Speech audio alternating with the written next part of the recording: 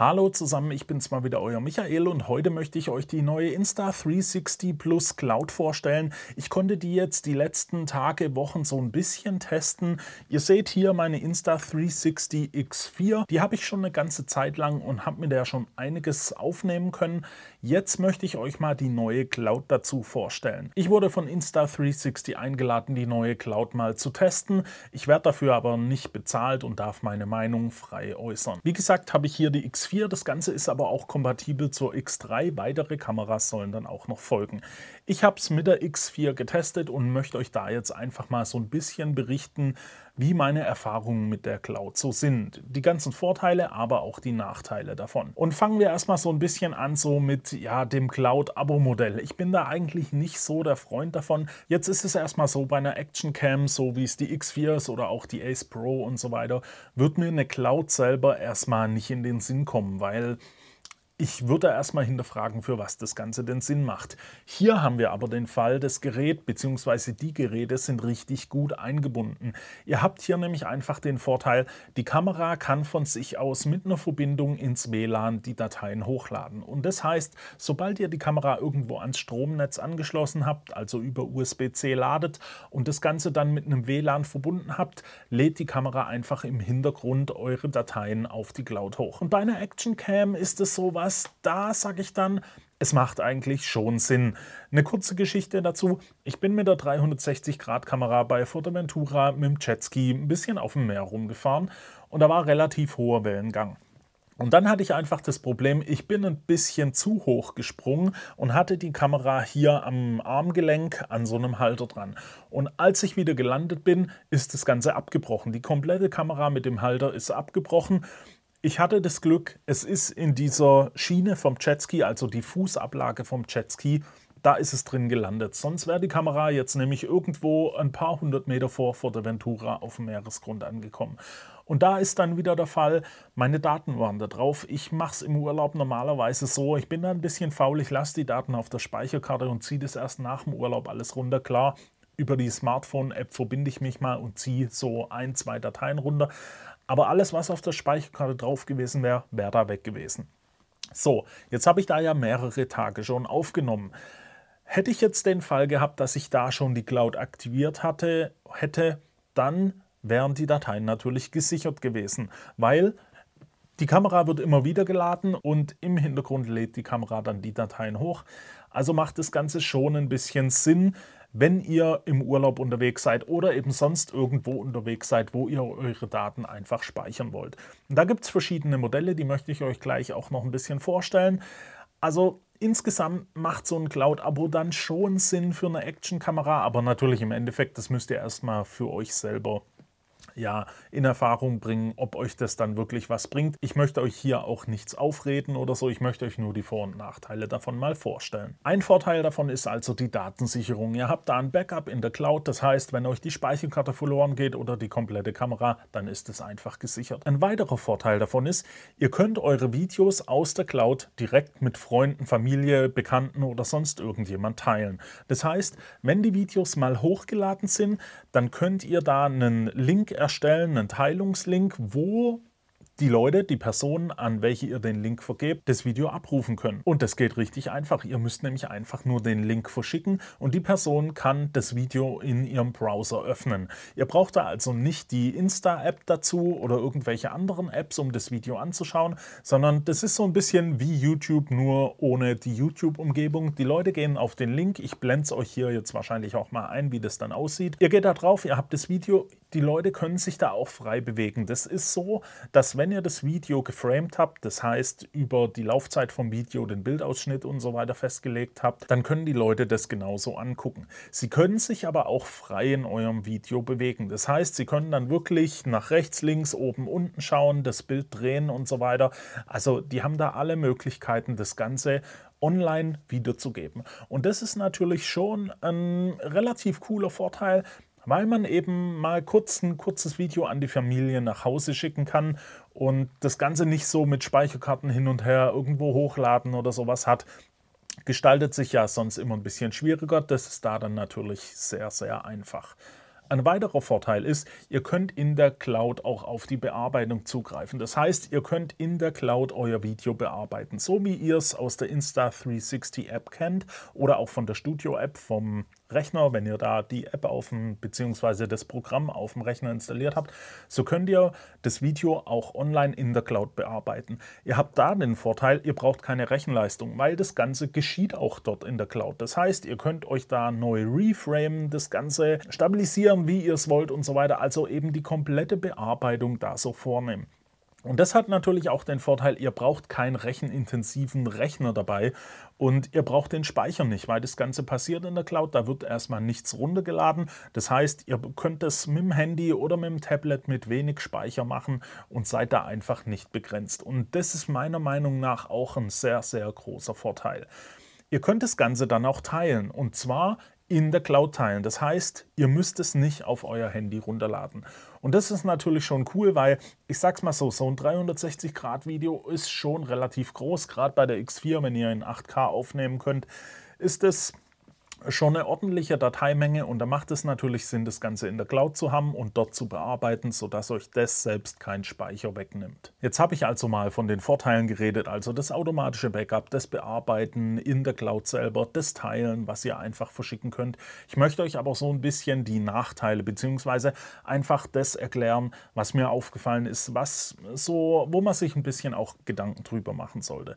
Und das ist zuerst einmal, ihr braucht natürlich ein WLAN mit einer ordentlichen Geschwindigkeit. Also wie gesagt, die 360-Grad-Aufnahmen sind ja relativ groß. Jetzt bringt es euch nichts, wenn ihr in einem Hinterhofhotel einen 56K WLAN-Anschluss habt, weil dann habt ihr einfach nicht die Geschwindigkeit dahinter, dass ihr eure Dateien hochladen könnt. Also ihr solltet da schon ein paar Megabit dahinter haben, damit es so ein bisschen im Hintergrund eben hochladen kann. Klar, das dauert dann vielleicht auch 1-2 Stunden oder sowas oder 3 Stunden, aber es ist eben hochgeladen.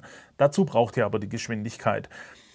Das ist halt so ein Punkt, das hat man vielleicht nicht überall, aber ich sag's mal so, ich war jetzt in den letzten Jahren sehr viel unterwegs und ich habe selbst in den letzten Dörfern eigentlich immer relativ viel WLAN gehabt. Selbst in Dänemark in der letzten Hütte waren immer noch 100 Megabit da, also andere Länder sind ja auch schon ein bisschen weiter als wir hier in Deutschland. Das wäre mal der erste Punkt. Der zweite Punkt, die Kamera wird bei dieser Aktion im Hintergrund hochladen doch schon relativ warm. Also klar, man kann sie immer noch anfassen und so weiter, aber man merkt schon, die muss schon arbeiten. Das WLAN wird da wahrscheinlich ein bisschen Leistung ziehen. Natürlich muss die Kamera dabei an sein, also im Hintergrund an sein und schiebt da immer die Dateien nach. Sie erwärmt sich da halt. Und das ist halt so eine Sache, wie gut ist das jetzt für einen Akku? Einerseits auch mit Handys, die werden warm beim Laden und so weiter und da gibt es ja jetzt auch nicht so die Probleme. Es ist halt ein Thema, was ich ansprechen wollte, die Kamera wird warm, nicht, dass irgendjemand mal sagt, oh, die wird aber ziemlich warm, heiß oder was weiß ich, ist doch bestimmt ein Nachteil. Ich wollte es einfach mal angemerkt haben. Und ein weiterer Nachteil sind dann natürlich die Kosten. Die Cloud gibt es, ihr habt es wahrscheinlich schon befürchtet, natürlich nicht umsonst. Die wenigsten Anbieter bieten euch da sehr viel Speicher für kein Geld oder für wenig Geld. Deswegen, so ist es auch hier. Insta360 hat da 3 Pakete gemacht. Meiner Meinung nach sind die vom Preis her sogar noch relativ human gestaltet. Es gibt 3 Pakete und die stelle ich euch jetzt einfach mal vor. Also ihr habt 3 verschiedene Abo-Modelle, das Basic-Abo, das Pro-Abo und das Premium-Abo. Basic ist Basic, Pro ist so das mittlere Ding und Premium ist eben das Top-Abonnent. Jetzt ist es so, im Basic-Abo bekommt ihr 200 GB Speicher für 27,99 € im Jahr oder für 2,99 € im Monat. Also ihr könnt es dann auch monatlich kündigen, wenn ihr das nur für einen Monat abschließt. 2,99 € für 200 GB sind recht fair. Ich sage auch mal 200 GB, das reicht normalerweise für so einen kleinen Urlaub. Also ich habe in der Kamera, glaube ich, eine 256 GB Karte und die reicht mir schon relativ lang für Videos. Also ist es eigentlich schon mal fair, vor allem im Monatsabo 2,99 € für eine Sicherung im Urlaub ist das eigentlich gar nicht so schlecht.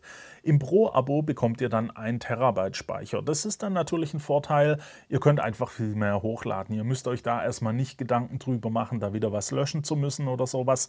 1 TB für 95,99 € im Jahr oder für 8,99 € im Monat. Wenn ihr da jetzt also irgendwo in Urlaub geht und dann doch mehr Dateien aufnehmt, also mehr Videos aufnehmt, dann machen vielleicht die 1 Terabyte auch Sinn. Wenn es dann noch mehr sein darf, dann habt ihr hier das Premium-Abo. Da bekommt ihr nämlich 2 Terabyte Speicher. Das Ganze kostet euch dann aber schon 119,99 € im Jahr oder 11,99 € im Monat.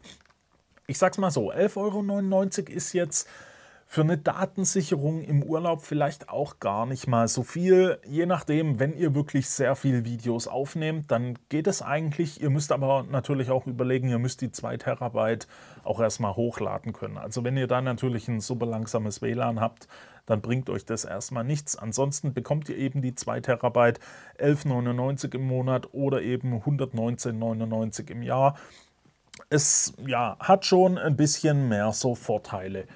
Ihr habt dann in den verschiedenen Paketen auch noch so ein paar verschiedene Pakete inbegriffen.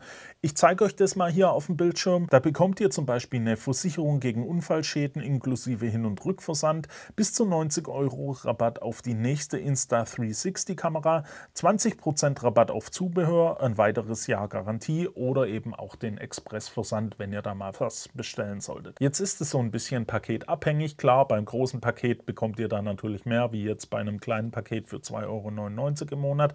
Aber ich sag's mal so, ihr müsst ja auch für euch entscheiden, was ihr davon überhaupt braucht oder benutzen wollt. Die Insta360 Cloud könnt ihr auf jeden Fall über die App oder über die Webseite buchen. Jetzt kommen wir noch so ein bisschen zur Bedienung von der Kamera. Ich habe hier die Kamera jetzt einfach mal da. Ich schließe die jetzt hier einfach mal direkt an mein USB-C-Ladegerät an.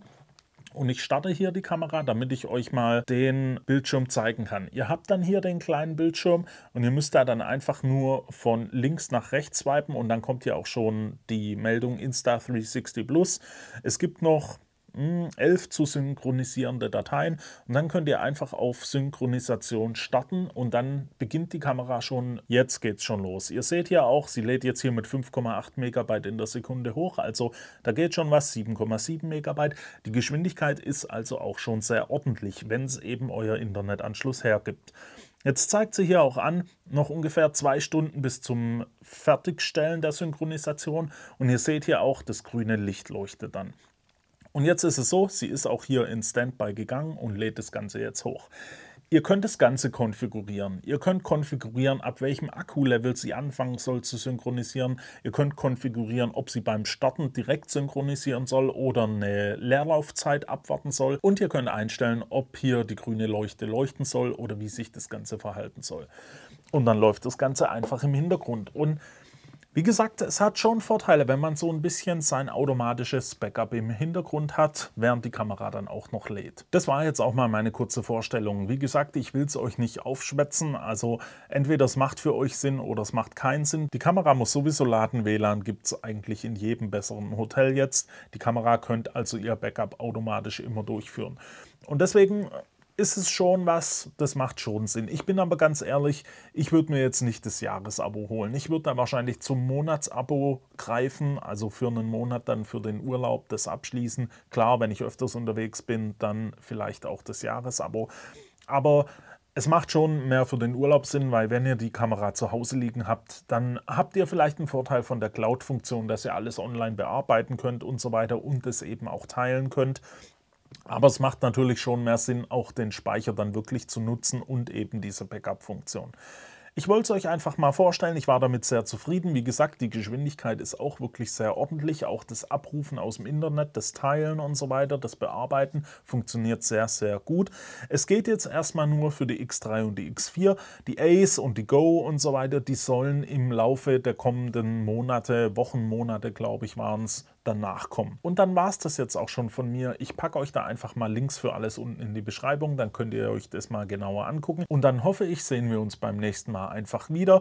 Wenn ihr Fragen oder Anregungen habt, könnt ihr diese gerne in die Kommentare schreiben. Wenn euch das Video gefallen hat, lasst mir doch ein Like da und abonniert den Kanal für weitere Videos. Und ja, wie gesagt, wir sehen uns dann hoffentlich beim nächsten Mal wieder. Bis dahin wünsche ich euch eine gute Zeit. Ciao.